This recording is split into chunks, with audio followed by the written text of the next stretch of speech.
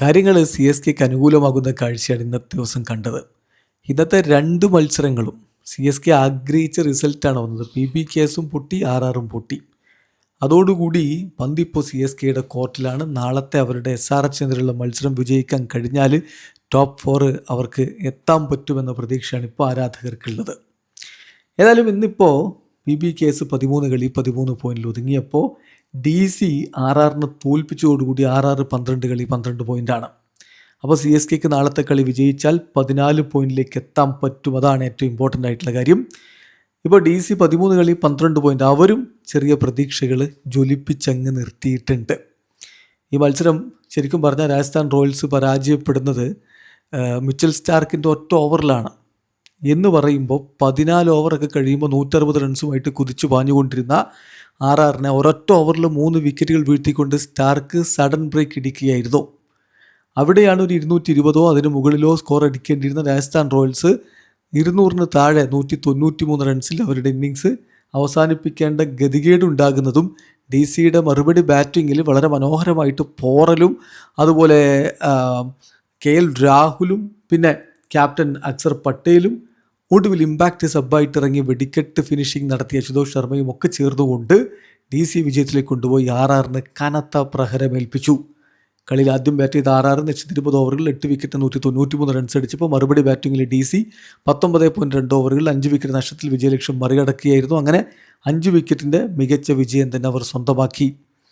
രാജസ്ഥാൻ റോയൽസിൻ്റെ ബാറ്റിങ്ങിൻ്റെ കാര്യം പറയുകയാണെങ്കിൽ യശസ്വി ജയ്സ്വാൾ 12 റൺസുമായിട്ട് മടങ്ങി. എന്നാൽ വൈഭവ് സൂര്യവംശി പതിവ് പോലെ തൻ്റെ മികവ് തുടരുന്ന കാഴ്ച നമ്മൾ കണ്ടത്. 5 4ഉം 3 6ഉം അടക്കം അദ്ദേഹം 21 പന്തിൽ നിന്ന് 46 റൺസ് അടിച്ചു. ഒടുവിൽ മാധവ് തിവാരിയുടെ പന്തിൽ ഡേവിഡ് മില്ലർ പിടിച്ചാണ് മടങ്ങിപ്പോയത്. എന്നാൽ നല്ല രൂപത്തിൽ ക്യാപ്റ്റൻ റിയാൻ പരാഗ് ബാറ്റ് ചെയ്തു. മറുഭാഗത്ത് ധ്രുവ് ജുറലും അർദ്ധ സെഞ്ചുറി നേടി. 40 പന്തിൽ നിന്ന് 53 റൺസാണ് ജുറൽ നേടിയതെങ്കിൽ പരാഗ് 26 പന്തിൽ നിന്ന് 3 4ഉം 5 6ഉം അടക്കം 51 റൺസ് അടിച്ചു. പരാഗിൻ്റെ വിക്കറ്റ് മിച്ചൽ സ്റ്റാർക്ക് എടുത്തു.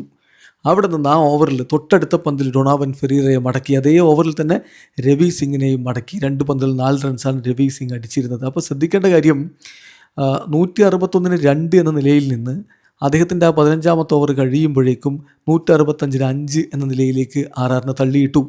അതൊരു വലിയ സെറ്റ് ബാക്കായി RRൻ്റെ ഇന്നിങ്സിൽ 220 ഒക്കെ ലക്ഷ്യം കണ്ടു പോയിരുന്നവർ 193 ഒതുങ്ങുന്ന കാഴ്ചയാണ് പിന്നെ നമ്മൾ കാണുന്നത്.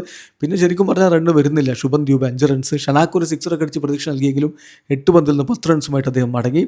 ആർച്ചർ 2 റൺസ്, മില്ലർ 2 റൺസ് എടുത്ത് പുറത്താകാതെ നിൽക്കുകയും ചെയ്തു. മിച്ചൽ സ്റ്റാർക്ക് കിടലിൻ ബൗളിംഗ് 4 ഓവറിൽ 40 റൺസ്, അദ്ദേഹം 4 വിക്കറ്റ് വീഴ്ത്തി. വിജയിക്കാൻ 194 റൺസ്. അതിലേക്കുള്ള DCയുടെ ബാറ്റിംഗ് വളരെ മികച്ച തുടക്കമാണ് അഭിഷേക് പോറലും KL രാഹുലും ചേർന്നിടുന്നത്. 11ാമത്തെ ഓവറിലാണ് പോറൽ മടങ്ങുന്നത്. പക്ഷെ അപ്പോഴേക്കും അവർ 100 റൺസ് കടന്നിരുന്നു.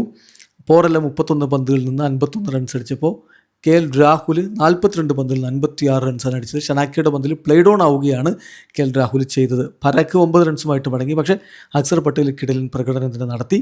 എന്നാൽ മറുഭാഗത്ത് സ്റ്റബ്സ് 4 റൺസുമായിട്ടും മില്ലർ 9 റൺസുമായിട്ടും പോയിരുന്നു. അശുതോഷ് ശർമ്മ ഇമ്പാക്റ്റ് സബ്ബായിട്ട് ഇറങ്ങിയിട്ട് 5 പന്തിൽ നിന്ന് 1 4ഉം 2 6ഉം അടക്കം കിടലിൻ ഫിനിഷിംഗ് 18 റൺസാണ് അദ്ദേഹം അടിച്ചത്. അക്സർ പട്ടേൽ 18 പന്തിൽ നിന്ന് 2 4ഉം 2 6ഉം അടക്കം 34 റൺസ് അടിച്ചും പുറത്താകാവുന്നു. അങ്ങനെ തകർപ്പൻ ജയം നേടി DC അവരുടെ പ്രതീക്ഷ ജ്വലിപ്പിക്കുമ്പോൾ അതിനേക്കാൾ വലിയ പ്രതീക്ഷയും സന്തോഷവും CSKയുടെ ക്യാമ്പിലാണ്. നാളെ SRHന് അവർക്ക് തോൽപ്പിക്കാൻ പറ്റുമോ? അതൊരു വലിയ ചോദ്യമാണ്. പക്ഷേ അങ്ങനെ പറ്റിയാൽ അവർക്ക് ടോപ്പ് 4ലേക്ക് എത്താനുള്ള വാതായനങ്ങൾ ഉറക്കപ്പെടും. വീഡിയോ അവസാനിക്കുന്നു. ക്രിക്കറ്റ് ലോകത്തെ കൂടുതൽ വിശേഷങ്ങളുമായി റഫ്ലക്സ് എടുത്താം.